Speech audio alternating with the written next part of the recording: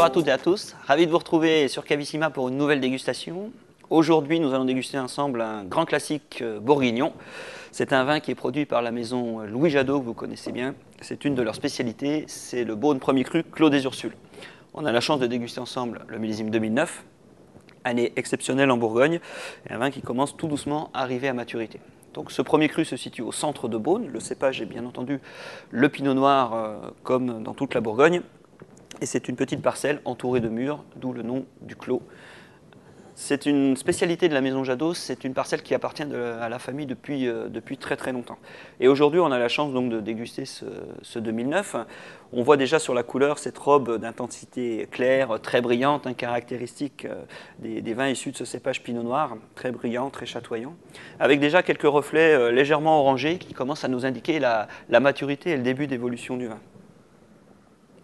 On va retrouver d'ailleurs ces caractéristiques au nez.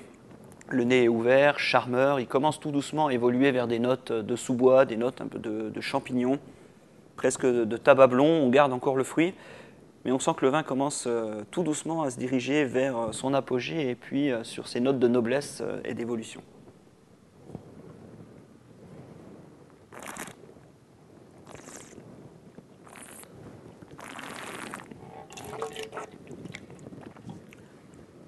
La bouche est très agréable.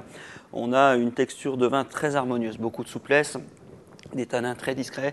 C'est surtout la finesse, l'élégance et le raffinement qui vont caractériser cette cuvée. On garde néanmoins une très belle fraîcheur, le vin commence à s'étirer, à prendre de la longueur.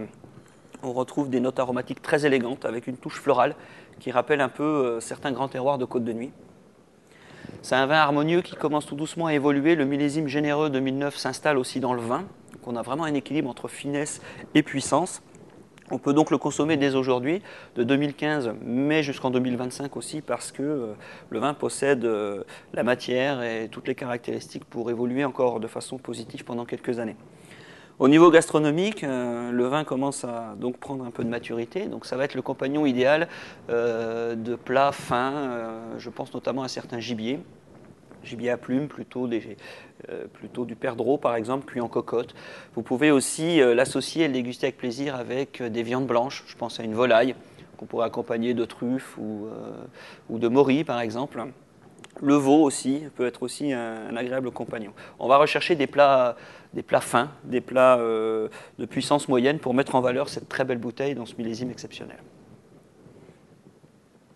Je vous souhaite autant de plaisir que j'ai à la déguster aujourd'hui et on vous retrouve prochainement sur Cavissima.